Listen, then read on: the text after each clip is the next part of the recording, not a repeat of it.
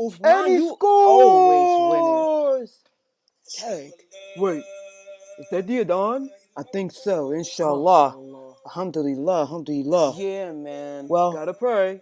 yeah, we do gotta pray. We gotta pray. Let's get that in. Yes, sir. ASAP. Ha ha! I don't know what it is, but what? you know, I've been listening to this program, Sunnahfollowers, and I've been learning a lot, Aki. Man, a lot.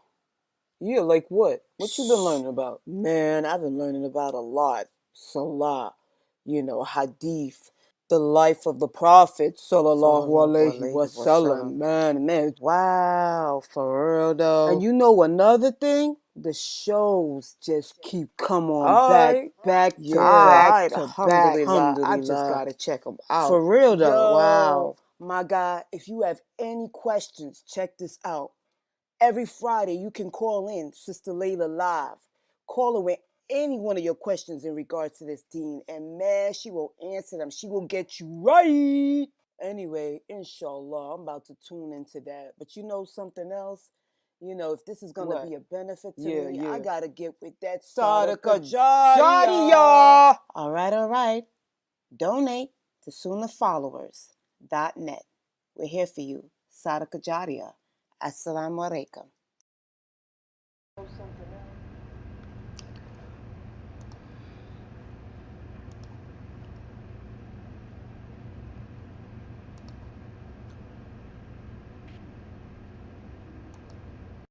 Hey, I got a couple questions for y'all. The first one, who is your Lord? What is your religion? Who is your prophet? Now, I know this sounds crazy, but if you're one of those people that have been trying to get information and you come across this, or even this. All right, take a listen. Assalamu alaikum. I am Sister Lailanasheeba, the Managing Director and Founder of Sunnahfollowers Online Islamic University. As you know, we have classes every day beginning at 6 p.m. Eastern Standard Time. And we cover everything from Aqidah, which is your belief system, to Seerah, which are the stories of the Prophet, sallallahu alaihi wasallam, the story of the companions. Please join us every day beginning at 6 p.m. Eastern Standard Time. And we are broadcasting and streaming live on Facebook, YouTube, LinkedIn, DLive, Trovo, and Twitch. Assalamu alaikum wa rahmatullah. Another Sunnahfollowers exclusive, Not One of Us, written by Sheikh Muhammad S. Adli, broken down and brought to you by host Lailanasheeba. Join us every Thursday night at 9 p.m. Eastern, 8 p.m. Central, right here on Sunnahfollowers.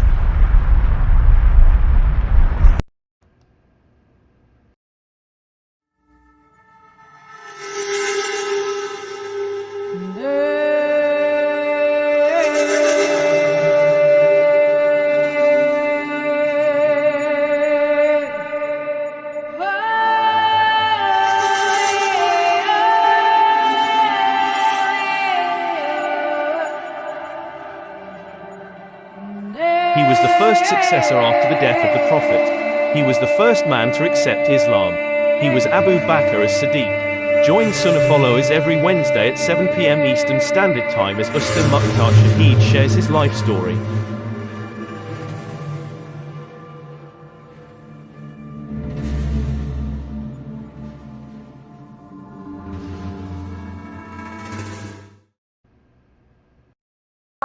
Colin. And by the way, what are you getting upstairs today? Let's talk about it. Any other questions? This is gonna be good. Welcome to Ask Sister Layla Live.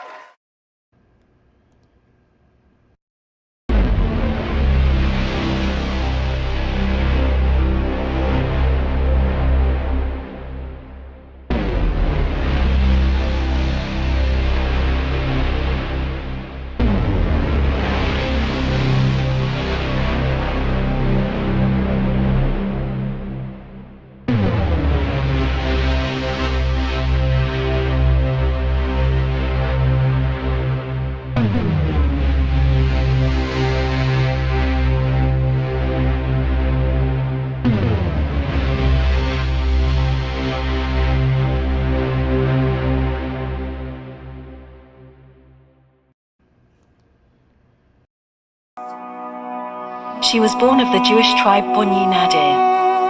She was beautiful.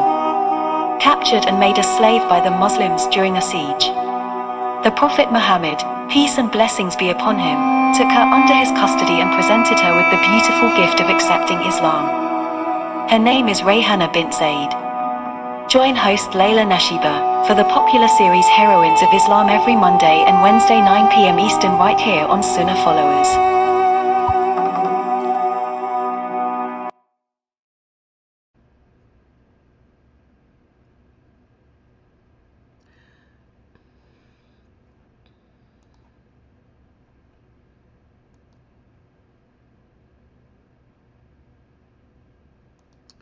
Okay, inshallah, everybody can hear me.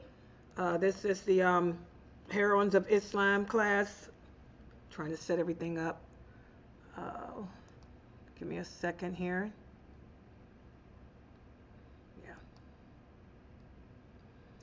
Ina alhamdulillah wa salat wa salamullah wa rasulullah.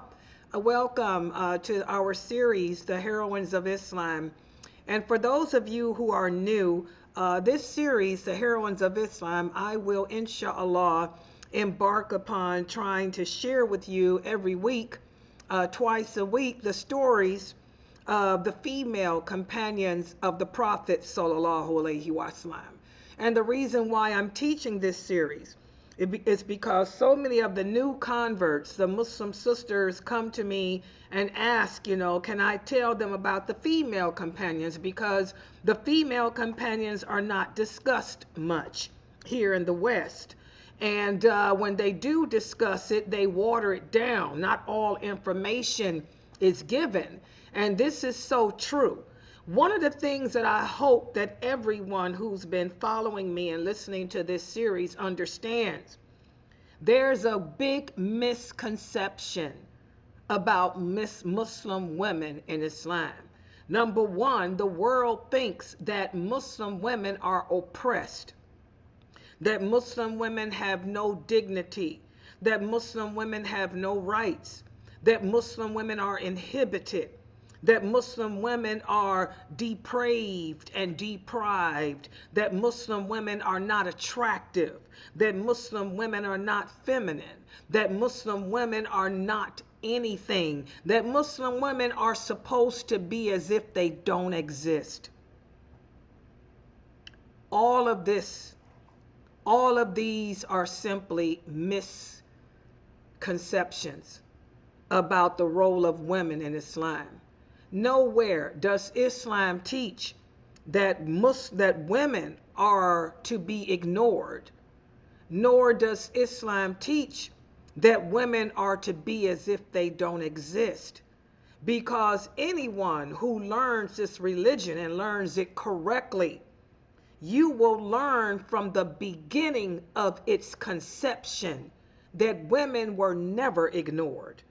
The women were never as if they did not exist.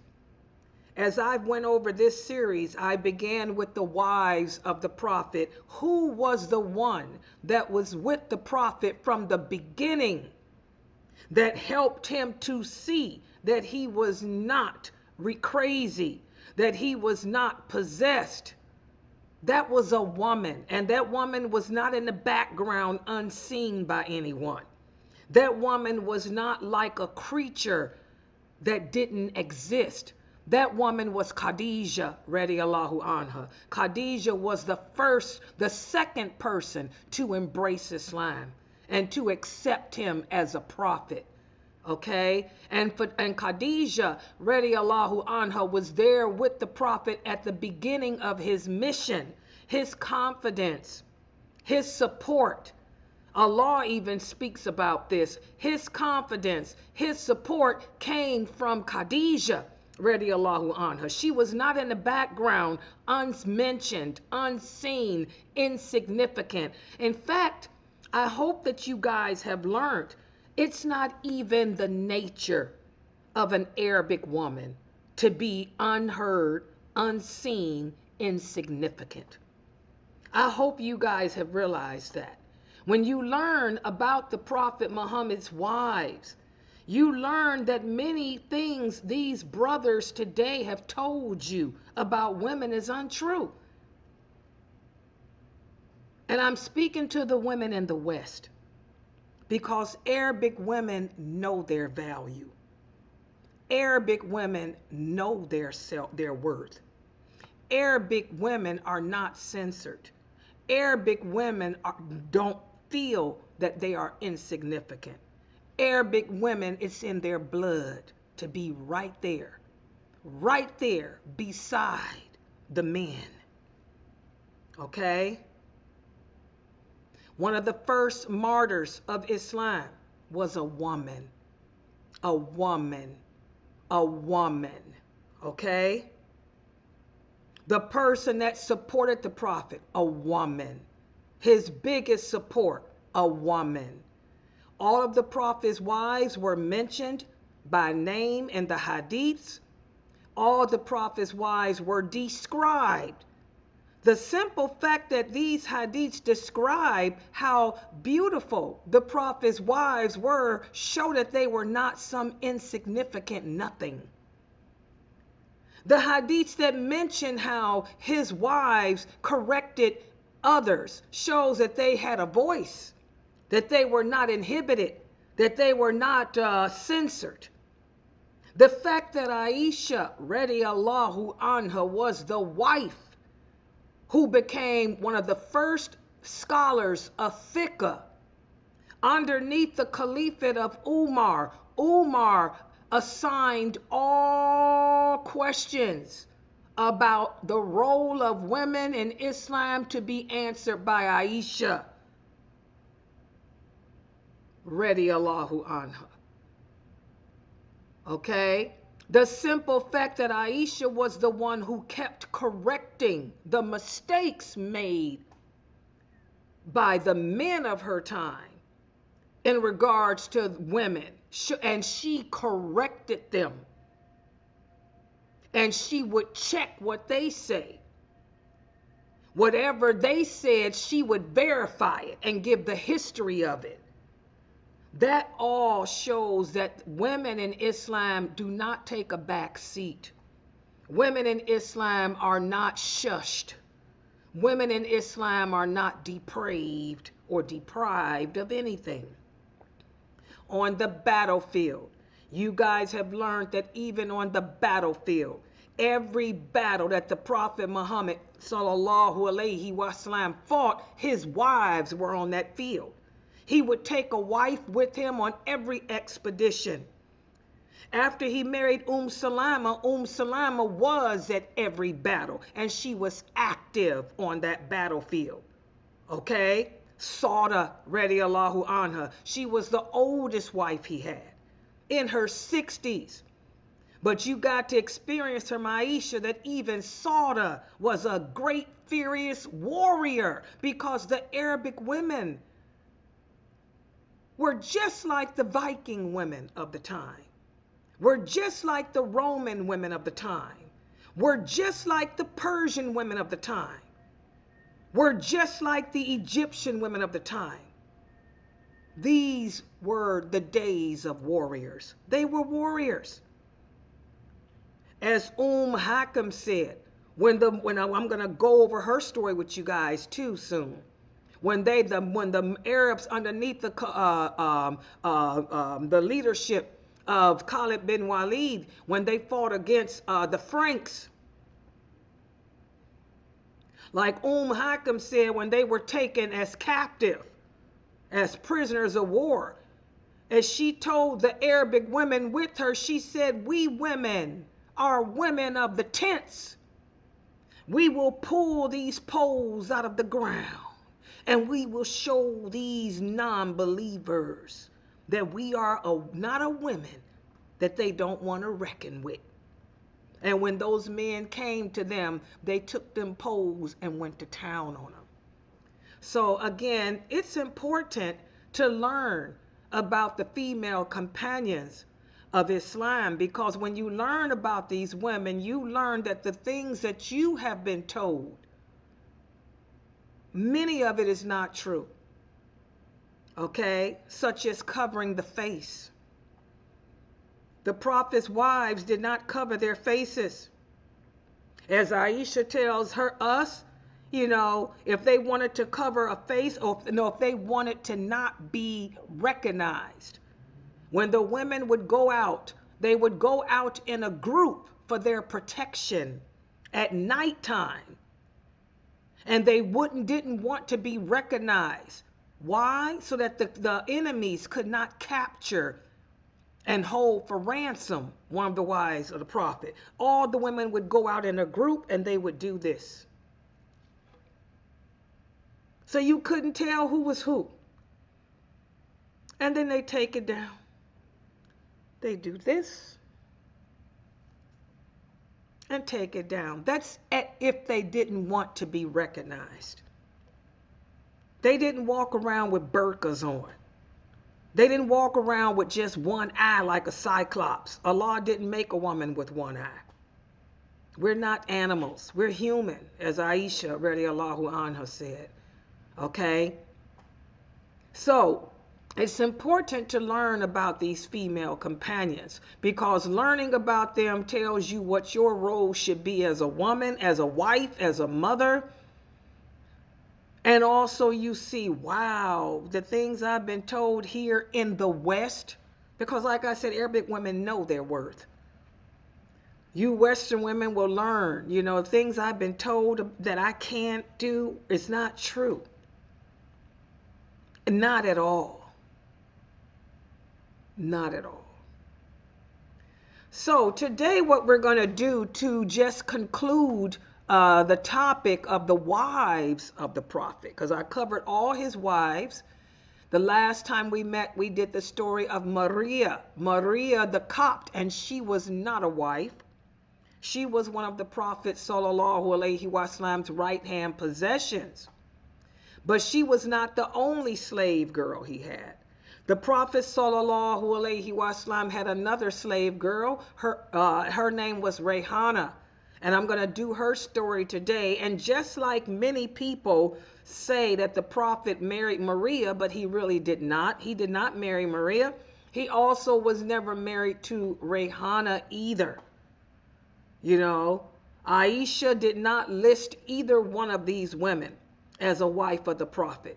Aisha tells us in Bukhari, in Muslim, she talks about the other wives, her relationship with them, the jealousy that existed amongst them, and also she speaks about how after the Prophet's death, they all came together and they all made up and became as one single unit. She does not mention Maria as a wife. She mentions Maria as a slave, and also Reyanah as a slave. But just as Maria was a Copt from Egypt, one of the original Arabs, she was one of the original Egyptians. The original Egyptians were Semitic. They were Semitic people. They were Copts. Okay? She was Arabic. Well, Reyanah was another slave woman of his, and Reyanah was Jewish. She was Hebrew. When I say Jewish, I mean Hebrew. That was her race. She was Hebrew like Safiya, radiallahu anha. But the difference was between her and Safiya is the Prophet married Safiya, because Safiya was the daughter of a prophet. Okay, but to answer the question, Reyanah, he never married. Although many people say he did not marry Reyanah. Aisha did not list her as a wife, and neither did the other wives of the Prophet. So let's do her story, and let me put the PowerPoint up on the screen so everyone can see and relate to it.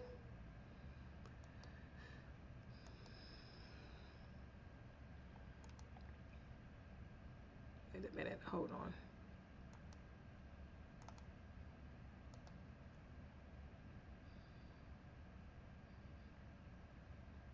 Okay, hopefully you guys can see my screen. So this is the story of Reyanah. Her name, oops, wait a minute.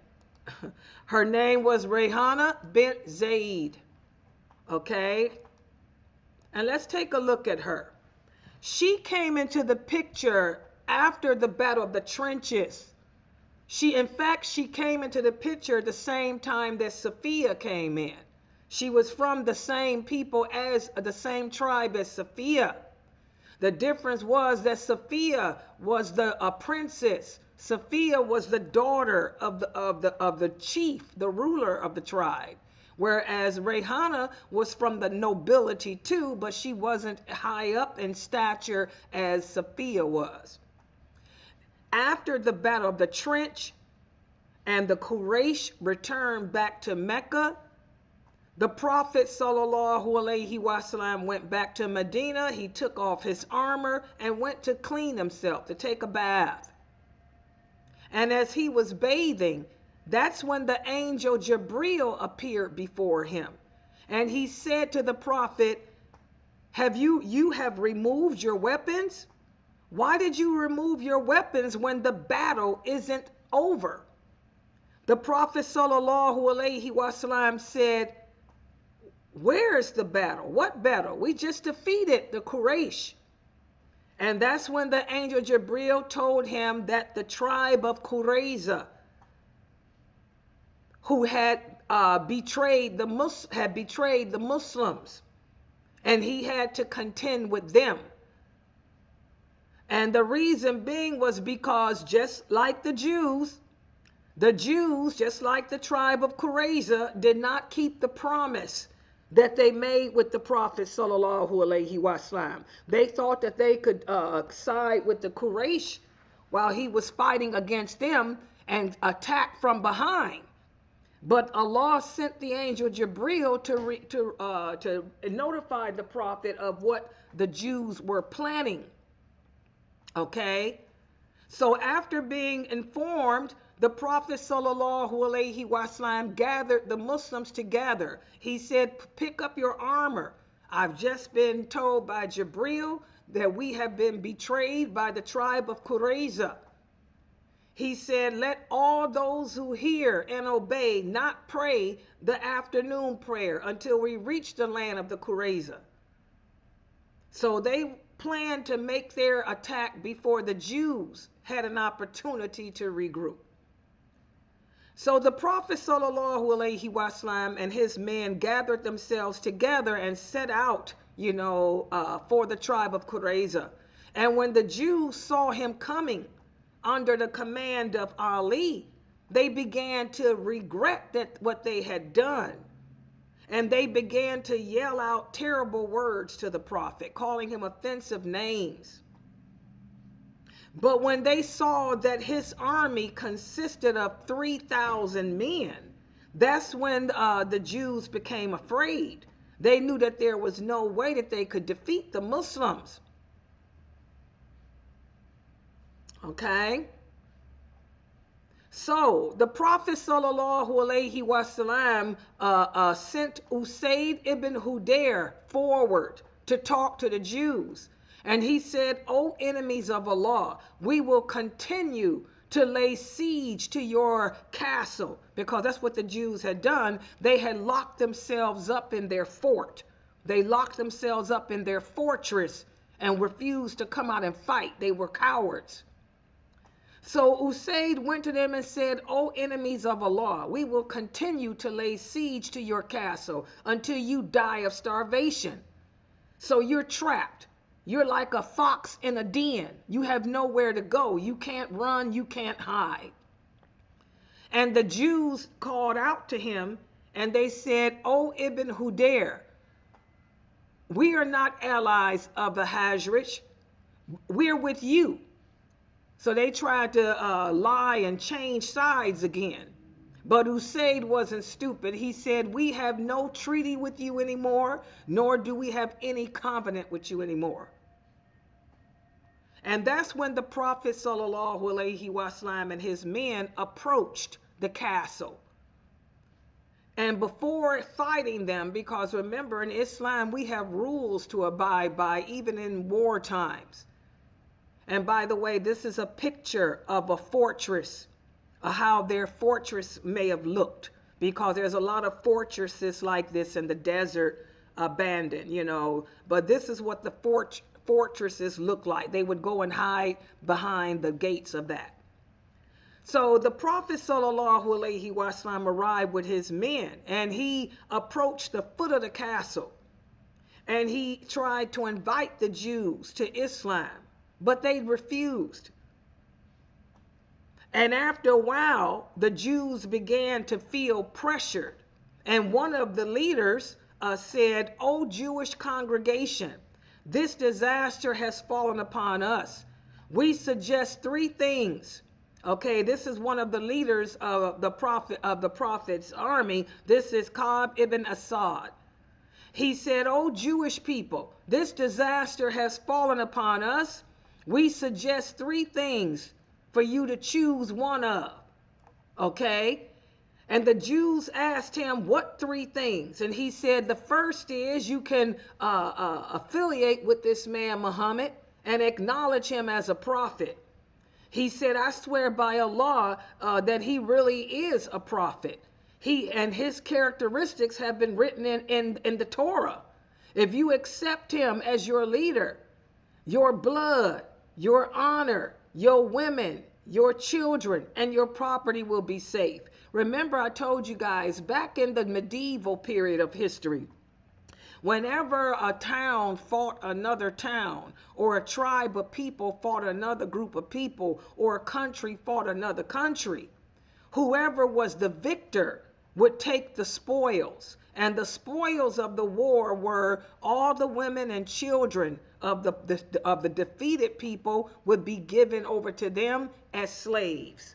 And whatever property they had would now belong to the victors. And the men were usually executed or enslaved. Okay? Most of the time they were executed. But the women and children were taken as spoils of war and divided up as slaves by the men. So this person's telling them, if you accept the Muhammad as your prophet, sallallahu alaihi wasallam, then you and your families will be okay. But the Jews refused. They said, "We will never abandon our religion and replace it with another one." And when that was their answer, Ka'b, who was one of their leaders, he said, "Well, you might as well kill your women and children so that they don't become prisoners of war, because this battle with the Muslims will happen, and it will happen on a Saturday night." Okay? And of course, the Jews still refused to accept the prophet. But there were three young men who believed that the Prophet Muhammad sallallahu alaihi wasallam was a prophet, and they converted. They left the castle that night and came over to the side of the Prophet Muhammad. And then the next day, the Prophet sallallahu alaihi wasallam approached the Jews with his men, and the Jews were forced to surrender unconditionally. So the Qurayza Jews were under the patronage of the Aus Arab tribe. And the Prophet sallallahu alaihi wasallam called the leader of that tribe, whose name was Saud. You guys know about Saud. He called Saud to be a judge for them. And even though Saud had been injured in the battle, he answered to the request of the Prophet and came. Because when they fought against the Jews, Saud, had lost his family members, and also he had become injured. And he swore by Allah. He said, "Oh Allah, do not take my life until I have revenge on the tribe of Qurayza for their betrayal to us." So Saud delivered the law he acted as a judge, and he delivered the laws of Moses in the Torah to the Jews. And the Prophet Muhammad agreed with it. In other words, Saud issued a fatwa, or a verdict, against the Jews for their betrayal. And he said, "Your punishment will be what Allah says in the Torah." And the Prophet Muhammad agreed with it. And what was that punishment? In the Torah, the punishment for treachery and betrayal, is that the men who picked up the weapons to fight against you should be killed, and their property taken, and their women and children taken as spoils of war or prisoners of war. So that was the punishment laid out in the Torah for betrayal.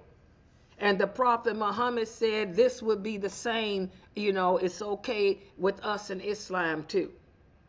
So like I told you, the medieval period is not a good period in history for women, because before Islam, women had no rights. Only the strong women survived. If you were weak, you were killed. If you were unattractive and weak and weren't worthy of being a man's bed woman or prostitution, they would kill you.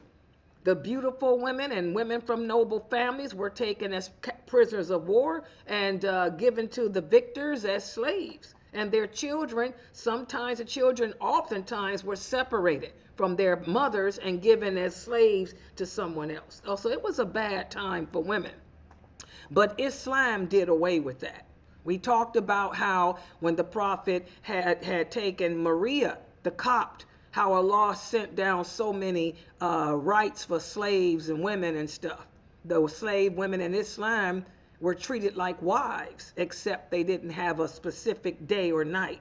Okay, but they were provided for, maintained, and if a slave woman got pregnant, with your child, then she was automatically free, and so was the child.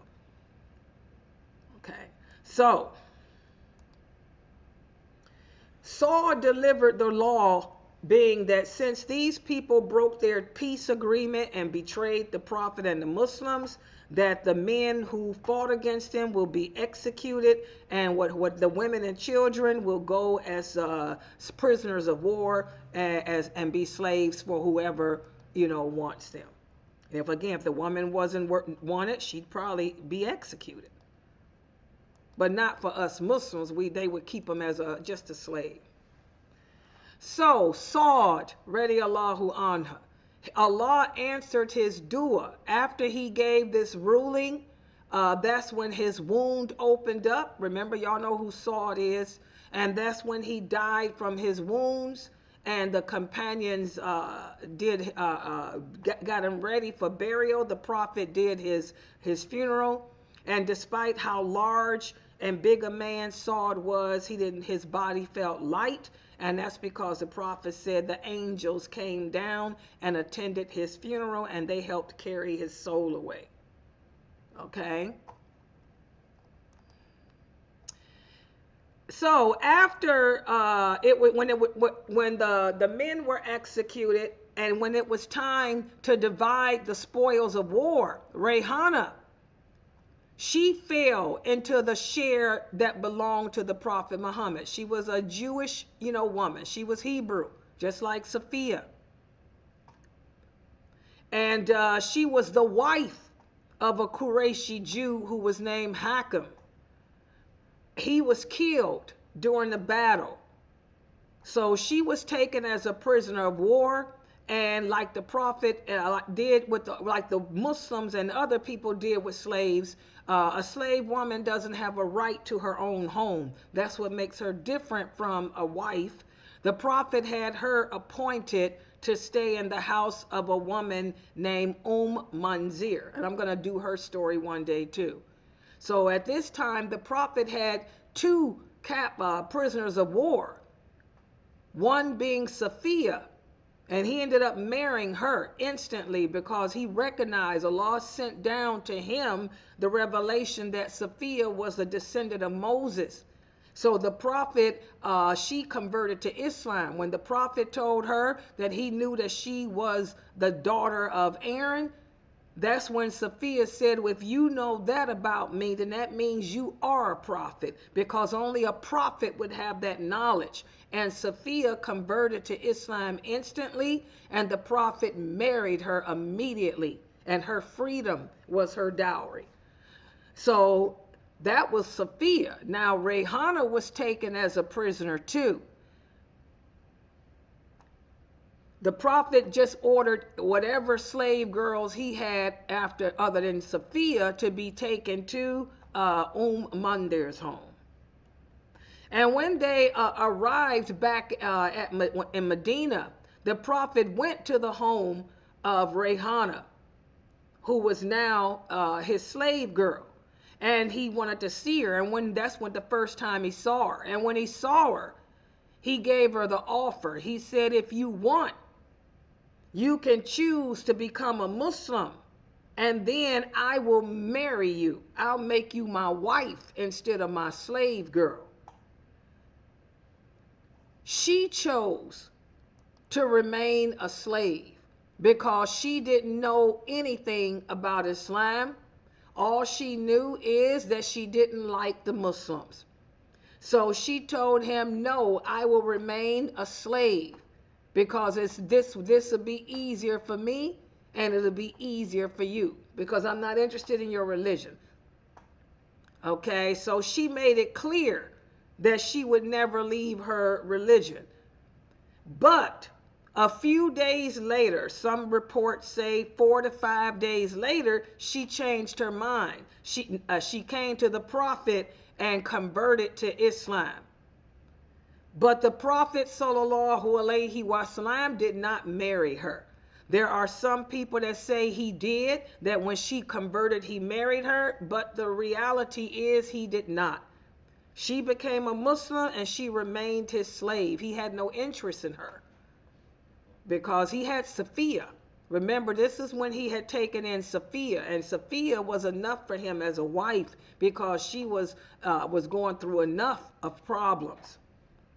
So Reyanah, that's basically her story, guys. She remained one of the right-hand possessions of the Prophet, and she died after the Prophet had came back from Hajj.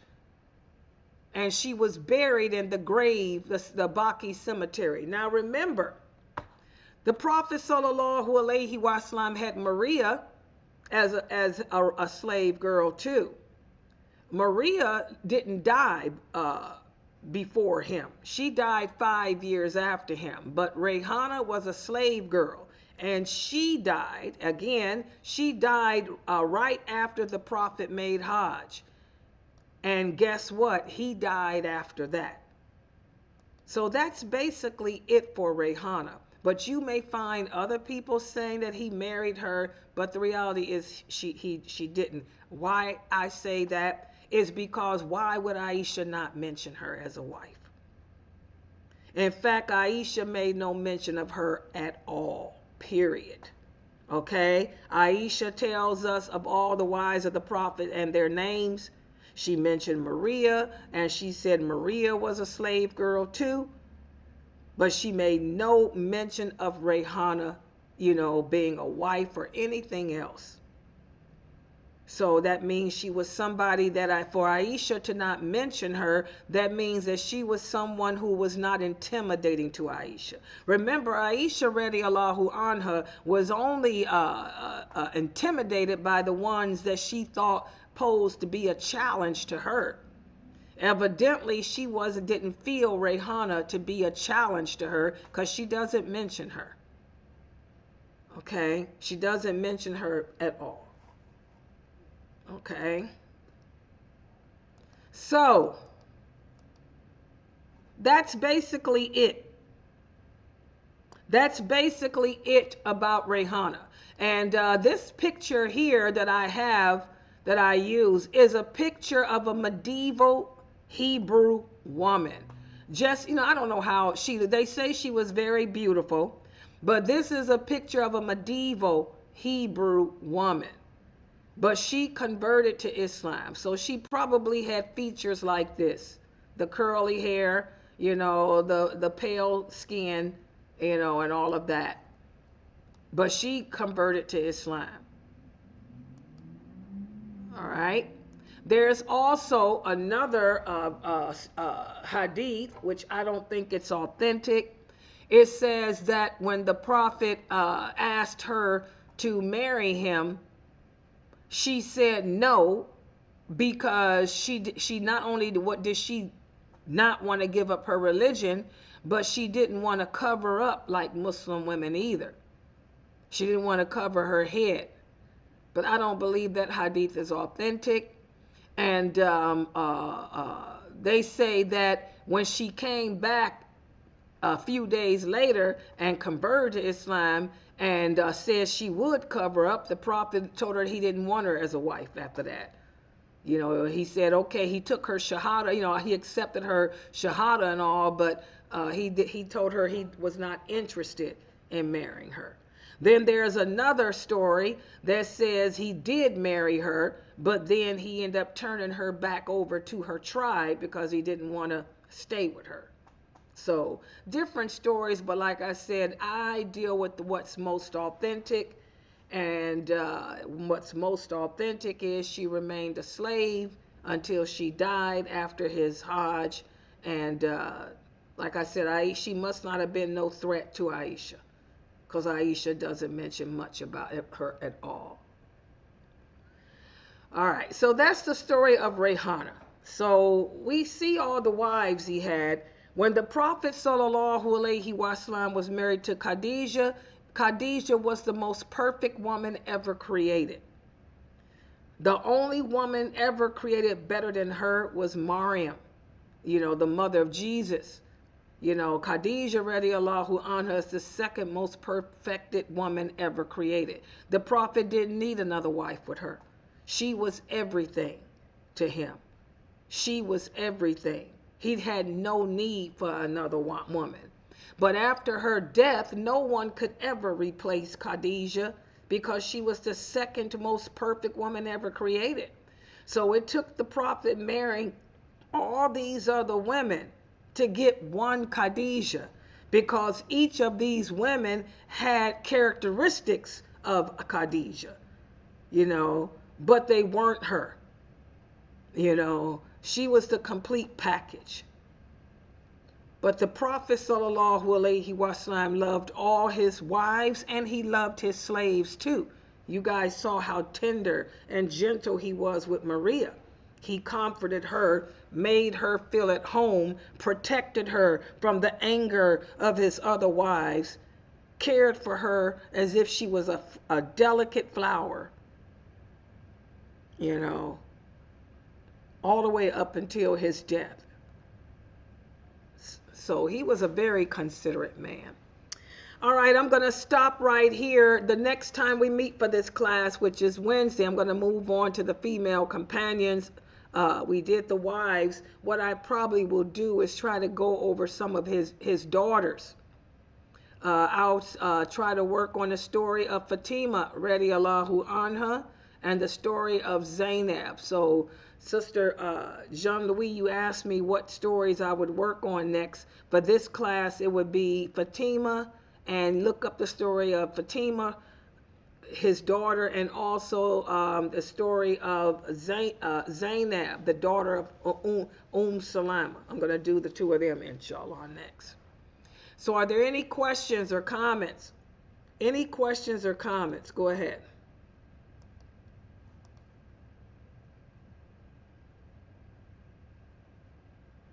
Okay, if there's no questions, no comments, I'm going to sign.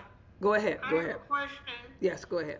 Why do you think that he never married Reyanah, even though he could have? He just wasn't, like he didn't marry Maria, just wasn't interested. Yeah, just didn't want to marry him. Not for marriage. You know, he just chose not to, because he could have. Like I said, the right-hand possessions are treated the same as a wife. And these women are still mothers of the believers. Even though he didn't marry Maria, he didn't marry Reyanah, they're still mothers of the believers. So, you know, they still have the great status with the law, you know. And they still maintain the same status. So he's good. He just chose not to marry him. Oh, okay. Yeah. Yeah. And to be honest, he didn't live much longer after marrying them either. Yeah. Yeah. Any other questions or comments? I have a question too, as far as it's just the children is just Fatima, not Kulthum or any of them, just Fatima. What about for the daughters? No, I was asking where you gonna do their story too. Yeah, but I'm just telling her what to do. Start with Fatima. Yeah, she wants to know who to do her. She does the videos, guys, for us. Them videos I be putting out about the women. She does the voice and stuff. So I'm letting her know what to work on.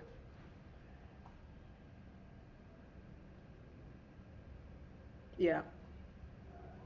Oh, here come I got done in time because here come those grandkids. I hear them out there arguing. Lord have a mercy. Lord, here we come. Oh. Hey, Mom. What, did y'all have fun? Walaikum salam. What is this y'all bringing? What's going on? Where did y'all go? Chipotle. I mean, where did y'all go to play it? Main event. So was it nice? Yeah. What'd y'all do? Bowl. Bowling? Yeah, we did a lot of things. Are you in my bedroom? Oh, okay. Yeah. Mom, I left my hairnet in your bathroom. So what? Huh? I left my hairnet in the bathroom. Yeah. Don't use my bathroom. Oh God. Don't make sure she doesn't use my toilet. Hold on, guys. Let me get out of here. What? Okay. They back. They're back. They're back. Wait a minute. What is that y'all got? Food? Chipotle. So where did y'all go? Playing bowling? And what else? Wall. Baby, can I get one? I'll give both of them. Okay, all right, guys. Well, let me log out since there's no other questions. Inshallah, guys, I'll be posting the videos up. And tomorrow, hey, let me finish this, y'all. Tomorrow we got the 2 classes. The 6 o'clock class, continue reading chapter 17 of the book, Diluting Wella Well Better. And then we also have termites. The hadith book. Let me make sure I didn't have no questions on YouTube. Yeah, okay. All right, so inshallah, I'm going to log out for now. I'll see everybody tomorrow. Subhanakallahumma wa bihamdika. Ashhadu an la ilaha illa anta astaghfiruka.